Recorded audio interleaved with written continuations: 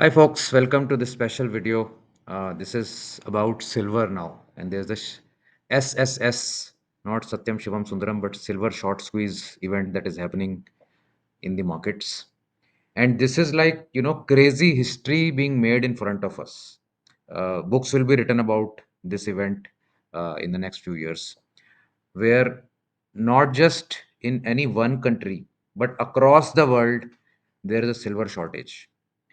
And silver is in abundance otherwise, but just that there are situations where the you know the sellers hold back wanting to sell. That happens at times, like just in an auction process. What Any price movement is actually like an auction process where buyers keep bidding up, sellers will keep moving back, and at some point the sellers will find that there is no bid now coming up, and hence they will need to sell down, and then the sellers sort of bring their ask down and buyers back off. So it is like that kind of a movement, which is the natural movement of any market. So you can understand the dynamics of the market when you look at an auction mechanism. So what is happening in silver right now is that price is shooting up. Price has gone from $30 to $51. Demand is burgeoning. I mean, it's bursting like nobody's business. Sellers, you can't basically have a machine that churns out silver on demand. Silver is mined, and there's only so much production that you can do immediately. So the price has to go high enough that those who hold silver, and enough people hold silver, would want to come and sell. But because price is moving up every day, nobody would want to sell. So a very, very strange sort of logjam has happened where there's so much demand and very little supply. And that is causing a potential market disruption event.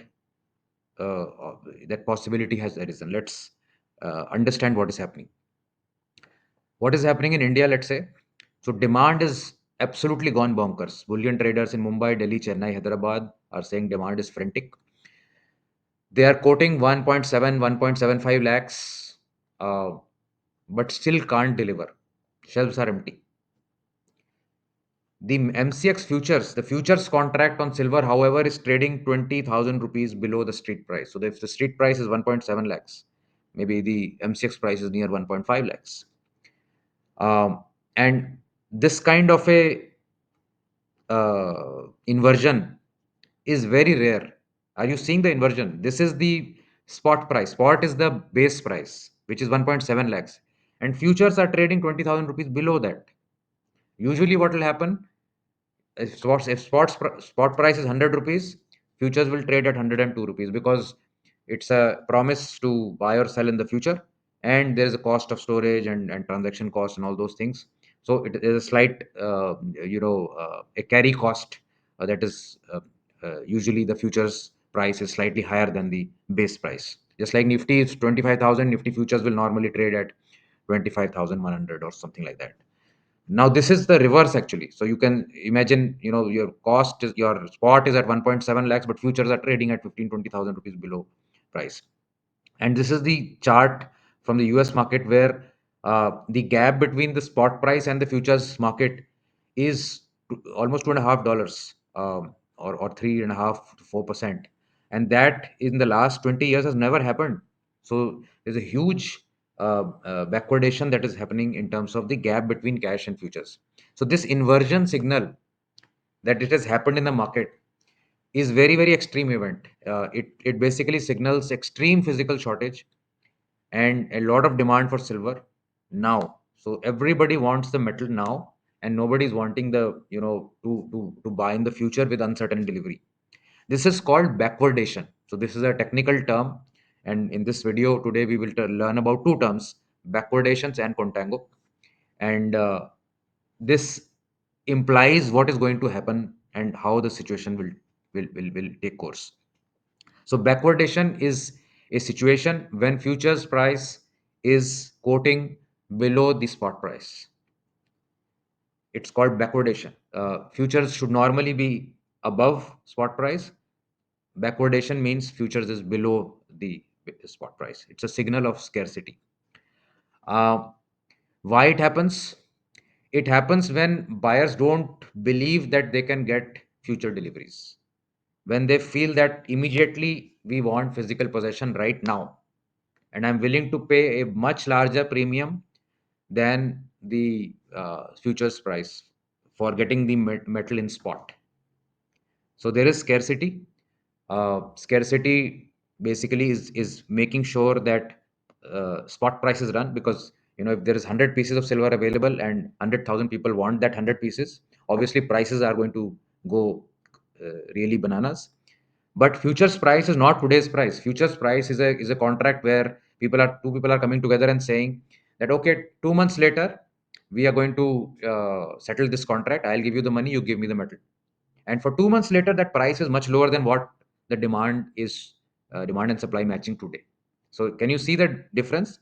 Today's buy and sell is happening at this price because buyers are saying we want it today, so I'm willing to pay 170 instead of 150, and the futures market is saying 150 is the fair price. We can settle the delivery and the payment in 2 months time, but we'll do it at 150. So this basically, the backwardation is signaling extreme short supply today, I mean, not in the future. Um, Other drivers that have driven the market to this extent is supply deficits, where since COVID we have not really come back to normal supplies. Strong industrial demand, of course, has happened with solar panels and EVs going, exponential. Since 2022, there's been a move heavily into gold, and which has now sort of percolated or rubbed off into silver also. So, as they always say, silver is a poor man's gold. Those who can't buy gold will buy silver, and silver will mimic what gold does in the long term for most part. Of course, silver is much more volatile.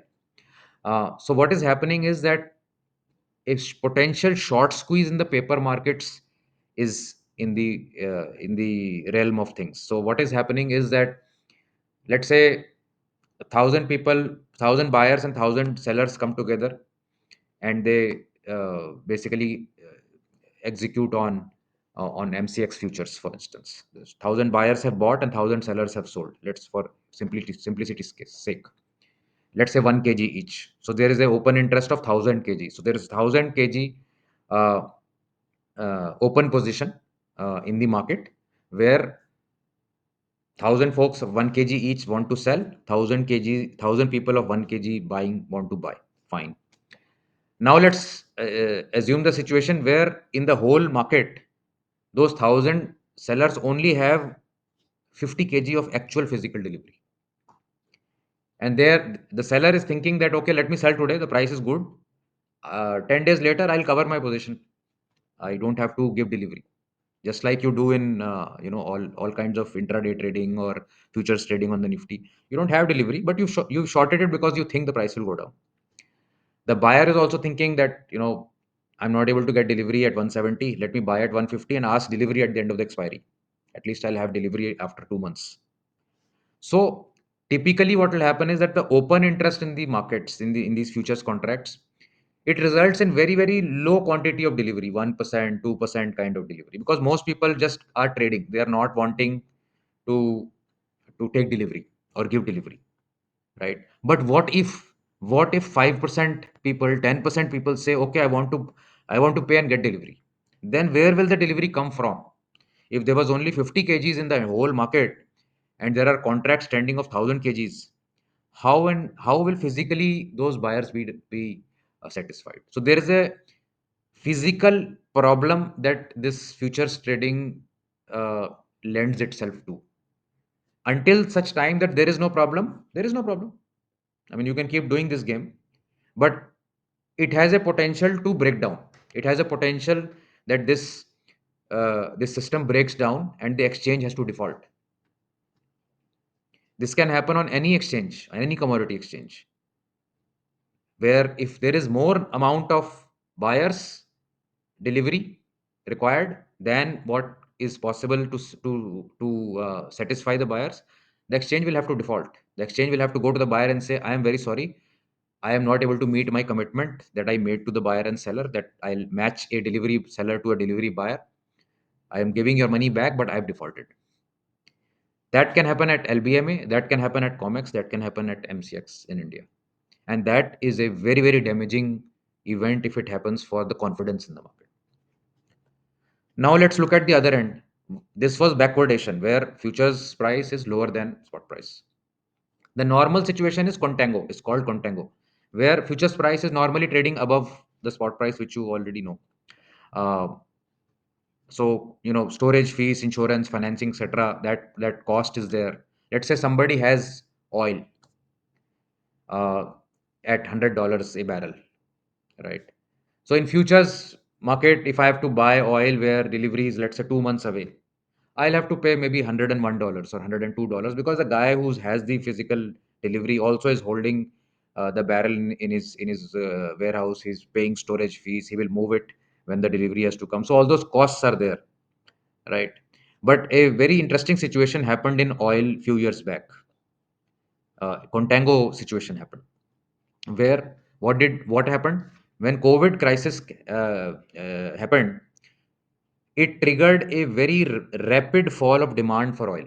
Obviously, for those few weeks, the demand just collapsed because everything was standstill. There was no cars running, there were no factories running, there was no industrial use happening. So there was a sudden fall of demand. Now, when the demand collapsed, then traders with long positions faced a physical delivery obligation but had nowhere to store the oil. So what was happening was that uh, sellers said that okay, take delivery. Two buyers and sellers were there. Seller said take delivery. Buyer said I can't take delivery because I have nowhere to keep it. I don't want it right now. I was only trading. So seller says no, I want to give delivery. So buyer says okay, I'll sell my position and find a new buyer. And all these buyers were selling down their position, trying to find new buyers. The price actually went negative. $37 $37.63 was the price of the futures contract of oil. There was a crash in the market because there was nobody who wanted to take delivery and take the physical possession. It was such a beautiful learning that crude oil could trade negatively, with only the situation that the selling side overwhelmed the buying side. There was not enough buying. So what is happening right now is actually the opposite of this. The buying side is overwhelming the selling side, and anything can happen. If contracts can go into negative, they can go 2x, 5x, 10x tomorrow. I mean, understand the depth of the situation. It is this paper market that we have does not have enough legs to stand the tsunami of buying if when it comes. Tsunami of selling was there, prices went negative. When tsunami of buying is happening, anything can happen on the upside. So let's go to the next slide. Sorry. So these are the two market conditions: backwardation and super contango. We saw super contango in crude oil with oversupply and no storage happening. And backwardation is when, current situation of silver is called backwardation, scarcity and urgency. Now, can this percolate to other metals, other commodities? Of course. What is happening in silver could happen in gold tomorrow. It could happen in copper. It could happen in nickel. It could happen in palladium. And this is a sign that, money is not able to solve this problem. See what so far governments have been doing. At every problem, they throw money. Let's solve the problem by printing more money.